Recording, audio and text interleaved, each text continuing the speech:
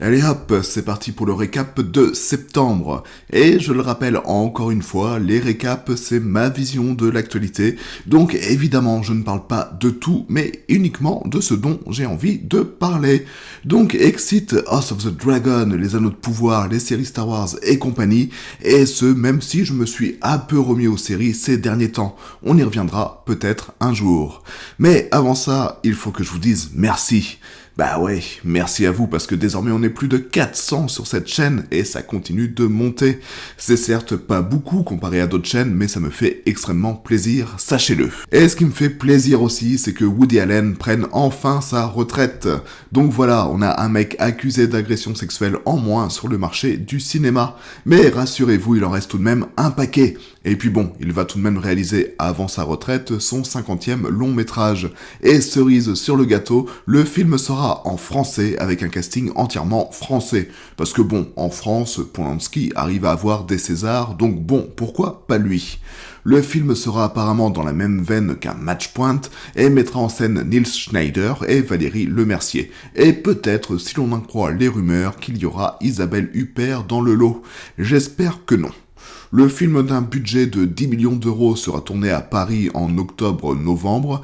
Il est peut-être même commencé à l'heure où sort cette vidéo. Et un tournage qui quant à lui est terminé, eh bien c'est celui du spin-off de The Boys. Vous savez, cette super série avec des super-héros pas très héroïques. Ce spin-off s'intitule Gen V, qui va se centrer sur une fac spécialement dédiée aux jeunes super-héros. Et bonne nouvelle, il semblerait que cette série soit aussi perverse, sanglante et cynique que The Boys. The Boys dont la saison 4 est en cours de tournage par ailleurs. Et ouais, il s'en passe des choses. Et encore, je ne vous ai pas parlé de la D23 Expo qui a eu lieu début septembre et qui a fourmillé d'annonces pour la firme aux grandes oreilles, j'ai nommé Disney. En vrac, on a donc le droit à un Hocus Pocus 2 avec les mêmes actrices que le premier volet, à Peter et Wendy avec Jude Law qui va jouer le Capitaine Crochet, et la fille de Mila Jovovich dans le rôle de Wendy. On aura aussi le droit à Haunted Mansion, le manoir hanté, une comédie horrifique avec Jamie Lee Curtis et Owen Wilson, un préquel du Roi Lion se centrant sur Mufasa, un live-action de Blanche-Neige, un live-action de la Petite Sirène qui fait polémique parce que les gens sont cons, le 5e Indiana Jones qui se concrétise, des séries Star Wars, en veux-tu, en voilà, 3 films Pixar qui ont l'air cool, à savoir Elemental, Elio et Vice Versa 2. Il y aura aussi une série Zootopia et une série sur l'univers magique de Willow. Bref, j'en passe parce qu'il y a vraiment beaucoup d'annonces, mais bon, il y aura de quoi faire avec Disney pour les mois, les années et les siècles à venir. Et sur Disney+, justement, on a pu voir dès le 8 septembre une version de Pinocchio réalisée par Robert Zemeckis, à qui l'on doit quand même Roger Rabbit, Retour vers le futur ou encore Forrest Gump, et qui met d'ailleurs en scène Tom Hanks dans le rôle de Geppetto.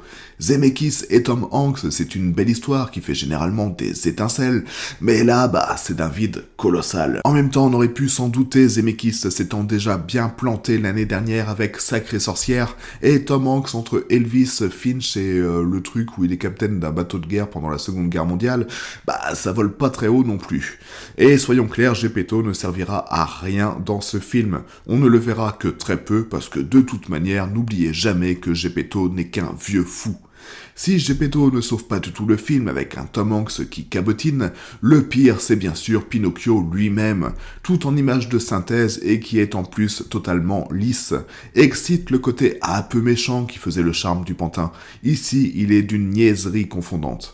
En bonus, on a le droit à des scènes où Pinocchio découvre ce qu'est une crotte de chien, où Pinocchio peut se transformer en ski nautique et j'en passe. On rajoute à ça des éléments totalement superflus qui n'existent que pour débloquer le scénario quand le scénariste était totalement à court d'idées, à savoir une mouette qui parle et une marionnettiste chelou. La fée bleue sert aussi strictement à rien d'ailleurs, si ce n'est faire polémique parce que, encore une fois, les gens sont cons, et finalement, vous l'aurez compris, il n'y a pas grand chose à retenir du film. C'est même une sacrée purge, parce qu'en 2 heures de temps, on a vraiment l'impression qu'il ne s'est rien passé d'intéressant du tout, ce qui est quand même, faut bien l'avouer, un peu dommage. Bref, les gens attendent le prochain Pinocchio réalisé par Guillermo del Toro, mais n'étant pas spécialement fan du monsieur, moi je m'en fous un peu. Et un truc que je pensais que ça allait m'intéresser, mais en fait je suis totalement passé à côté, c'est la Mostra de Venise. Tout ce que j'ai retenu de cette cérémonie, c'est Brendan Fraser qui est ému par les applaudissements qu'il a reçus pour son retour sur grand écran, et pourtant les films récompensés ont l'air assez intrigants et intéressants.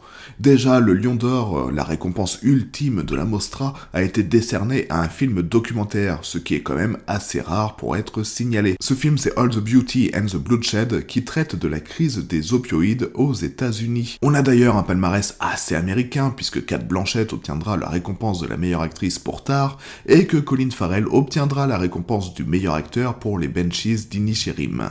Film qui aura aussi le prix du meilleur scénario. Et film que je devais voir aussi parce qu'il passait au festival du film britannique de Dinard, mais c'était complet quand j'ai réservé mes places. Mais cocorico tout de même pour Saint-Omer d'Alice Diop qui obtient le Lion d'argent. Et ce film qui retrace l'histoire vraie d'une mère ayant noyé son enfant sur une plage de Berck-sur-Mer il y a presque 10 ans aura aussi le privilège de récompenser la France aux Oscars 2023. Et parmi les films présentés à la Mostra de Venise, il y en a qui sont déjà disponibles sur Netflix. Il y a Blonde, aussi pénible que prétentieux, et aussi Athéna, qui a bien fait parler de lui. Romain Gavras, le réalisateur, a effectivement réussi à faire polémique aussi bien à gauche qu'à l'extrême droite, un peu comme Bac Nord, quoi. Le fantasme de certains qui assimilent les banlieues en no-go zone n'est donc pas près de se terminer. Éric Zemmour qualifiera d'ailleurs Athéna d'être une fable de propagande, c'est pour dire. Tandis qu'à gauche, on trouve qu'Athéna est une banlieue fantasmée par un bourgeois. Mais comme on n'est pas dans une chaîne dédiée à la politique, et heureusement d'ailleurs, voyons Athéna pour ce qu'il est, à savoir un film. Et c'est un film qui s'ouvre sur un super plan séquence d'une bonne quinzaine de minutes. C'est bluffant, ça prend aux tripes et d'emblée on se dit qu'on est face au film de l'année. Mais bon, un film ça dure plus d'une quinzaine de minutes et c'est là que l'œuvre de Romain Gavras prend du plomb dans l'aile. Parce que ouais, la technique c'est cool, mais plus de justesse dans son scénario, c'est bien aussi. À l'instar d'un Gaspard Noé, Gavras nous prouve encore une fois qu'on a des super techniciens en France, mais que visiblement on manque cruellement de scénaristes. Ou alors que chaque réalisateur s'estime compétent dans l'écriture d'un scénario, alors qu'il est toujours bon de rappeler qu'il s'agit quand même à la base de deux métiers distincts.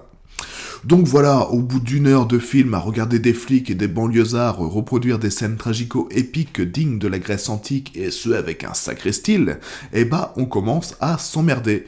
On commence à se demander ce qu'on fait à regarder ce film, et on se rappelle vaguement que le vrai sujet du film, c'est qui est responsable de la mort du petit frère. Mais que ce sujet est quasiment tout le temps éclipsé, et qu'il trouvera finalement une conclusion assez mollassonne et feignante. Mais bon, Athéna reste quand même une bonne claque esthétique, et tous ceux qui sont adeptes de la forme plutôt que du fond devraient être amplement satisfaits. Et puisqu'on est dans un sujet politique, vous saviez que Philippe Poutou travaille désormais pour la société de distribution de films Urban Distribution ? Et bien maintenant, vous savez. Et vous savez aussi que Henri Selick, le génie derrière l'étrange Noël de Monsieur Jack, va réaliser un nouveau film après plus de 13 ans d'absence au cinéma ? Et bien maintenant, vous savez. Et ce film, ce sera Wendell and Wild, un film en stop motion coécrit par Jordan Peele, que l'on a pu voir récemment au cinéma avec Nope. Ça a l'air génial et ça sort le 28 octobre sur Netflix, pile à temps pour Halloween. Et qui dit Halloween dit démon, et qui dit démon dit chasseur de démons, et qui dit chasseur de démons dit John Constantine. Plus de 17 ans après la sortie du premier film Constantine, la Warner Bros officialise enfin une suite. Francis Lawrence, le réalisateur du premier et qui a par la suite fait Hunger Games, sera de retour à la réalisation. Et évidemment, Keanu Reeves sera aussi de la partie, vivement. Bon, et qui dit Halloween dit aussi mort. Et il y en a eu des morts pendant ce mois de septembre, à débuter par une légende du cinéma, j'ai nommé Jean-Luc Godard. Le maître absolu de la nouvelle vague s'est donc éteint à l'âge de 91 ans en ayant recours au suicide assisté. À bout de souffle, Pierrot le Fou, Le Mépris, Une femme est une femme, Masculin, Féminin, La Chinoise, sa grande saga des histoires du cinéma, Adieu au langage, Sauf qui peut la vie, film socialiste, bref, une filmographie dense avec un style en constante révolution, avec des choix souvent radicaux qui peuvent effrayer, mais je pense que même si on aime ou que l'on n'aime pas Godard, on a tous un souvenir de cinéma qui est intimement lié à son œuvre. Preuve de son importance en tant que cinéaste. La personne, elle, étant quand même un peu limite.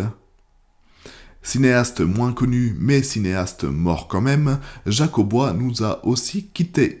Jacques Aubois, c'est avant tout un peintre et un sculpteur qui va se lancer au début des années 80 dans le cinéma expérimental, avec surtout un travail sur le Super 8. Parce que ouais, je parle pas assez de cinéma expérimental sur cette chaîne, et je le regrette un peu, parce que c'est vraiment un pan important du cinéma qui est un peu, voire totalement oublié par beaucoup de gens. En plus mainstream, donc, Henri Silva nous a quittés à l'âge de 95 ans. Henri Silva, c'est surtout une gueule que l'on va repérer dans plein de films entre les années 60 et 80. Son rôle le plus important, c'est très probablement La Revanche du Sicilien, où il incarne un tueur froid et sans pitié, rôle qui lui collera à la peau. Il sera même le méchant dans le film Le Marginal, où il devra faire face à nul autre que Jean-Paul Belmondo. Et une autre grande méchante s'est éteinte avec Louise Fletcher, aka l'infirmière Ratched dans Vol au-dessus d'un nid de coucou, une prestation qui lui a valu l'Oscar de la meilleure actrice en 1976. On ne la verra pas beaucoup après, se retrouvant par exemple dans des scènes de la Director's Cut d'Il était une fois en Amérique, dans L'Exorciste 2 ou encore dans The Player de Robert Altman. Et sinon, j'ai vu Le Visiteur du Futur de l'ami François Descraques, et qui réunit plein de gens qu'on a l'habitude de voir sur cette plateforme qu'est YouTube, puisqu'on pourra y retrouver des guests comme Ludovic, Alex Ramirez, Kian Kojandi, Le Monde à l'envers, Le Palmacho, David Mourier, Monsieur Poulpe ou encore McFly et Carlito. Et en tête d'affiche, on retrouve les acteurs fétiches de François Descraques et les mêmes que dans la web-série, à savoir Florent Dorin, Raphaël Descraques, Slimane Baptiste Berroun, Vincent Tirel ou encore Audrey Pirot. Bon, par contre, la web-série à l'origine de ce film, je ne la connais pas trop. J'ai vu quelques épisodes ici ou là, et en plus c'était il y a déjà quelques années. Alors, soyons clairs depuis le début, le film est correct, sans plus, se suffit à lui-même, et malheureusement ne marque pas les esprits plus que ça. Mais attention, je ne dis pas que c'est un mauvais film, bien au contraire. Il est un peu maladroit, un peu convenu, mais d'un autre côté, il apporte un vent de fraîcheur dans ce que les comédies françaises ont l'habitude de nous proposer. Et rien que ça, c'est à saluer. Il faut saluer aussi la réussite de passer d'épisodes ayant coûté que quelques euros, longs de quelques petites minutes et étant diffusés sur YouTube, pour finir quelques années plus tard sur grand écran avec un budget de 4,6 millions d'euros. Budget modeste, certes, mais admirable pour quelqu'un qui est parti de presque rien. On sent quand même qu'il y a une certaine fébrilité à appréhender ce nouveau média, et on aurait envie que Descraques dynamite nos grands écrans comme il a su s'imposer sur YouTube, ou même dans l'univers de la fiction audio où il coécrit l'épopée temporelle pour Cyprien, mais où il a surtout fait Mystère à Saint-Jacques, et ça, faut absolument l'écouter. Et je vous mets le lien en description d'ailleurs, parce que ça vaut largement le coup. Et pour terminer, j'ai eu une petite invitation pour le festival du film britannique de Dinard. Du coup, j'en ai profité pour voir un film, oui, juste un seul, et ce film c'est The Quiet Girl. Un film qui est apparemment un succès en Irlande, commence à empiéter sur l'Angleterre, et qui devrait, si on en croit le diffuseur, arriver par chez nous vers le mois de mars 2023. Alors, The Quiet Girl, qu'est-ce que c'est ? C'est l'histoire d'une petite fille qui a clairement une vie de merde, vivant dans une baraque où ça braille tout le temps, où elle se fait engueuler tout le temps, si bien qu'elle se retrouve enfermée dans la tristesse et la solitude d'une vie où elle ne reçoit pas une once d'amour. Et puis il y a son père. Quand il n'est pas absent, il crée un véritable malaise à l'écran, si bien qu'on peut même soupçonner certains attouchements sexuels. La conversation que la petite fille aura sur le thème des secrets pourrait également être révélateur de ça. Enfin bref, quoi qu'il en soit, cette famille a quelques soucis économiques. Alors, qu'est-ce qu'on fait dans ces cas-là ? On vire celle qui ne sert à rien. Celle que son père, en toute mauvaise foi, traite de véritable ventre sur pattes, qui bouffe au point d'engloutir toutes ses économies. Parce que oui, jouer et parier régulièrement, c'est pas ça qui doit aider non plus. Donc le temps d'un été, elle est envoyée chez la cousine de sa mère. Et elle découvre alors ce que devrait être une vie normale pour tout le monde, une vie où l'on est respecté et aimé. Vous l'aurez compris, c'est un pur drame social que nous offre ce film, mais c'est un drame particulièrement fin. On est pratiquement tout le temps du point de vue de l'enfant, et le réalisateur évite tout pathos. Bon, à part à la fin où l'on sent clairement qu'il veut nous tirer les larmes avec en prime des petits violons dans la bande-son. Mais on pardonne cet excès parce que tout le long du film, on s'attache à des éléments en apparence plutôt banaux. La vie à la ferme, préparer la nourriture, courir jusqu'à la boîte aux lettres pour récupérer le courrier, chercher l'eau du puits, un petit gâteau posé sur le coin d'une table, bref, rien de très épique, que du subtil, sans pour autant s'enfoncer dans la contemplation. Un film qui touche, un film qui fonctionne, espérons donc que l'on puisse le voir en salle chez nous. Surtout qu'en plus, c'est super cool d'entendre du gaélique. Et voilà pour le récap de septembre. On se retrouve pour le récap du mois d'octobre, mais comme je serai en vacances, il sera très probablement plus léger. Je ne sais pas si j'aurai le temps d'aller au cinéma, on verra bien, et d'ailleurs je ne sais pas du tout ce qui va sortir à part le remake d'Ohazard Balthazar par Jerzy Skolimowski, donc si vous avez des sorties à me conseiller, n'hésitez pas.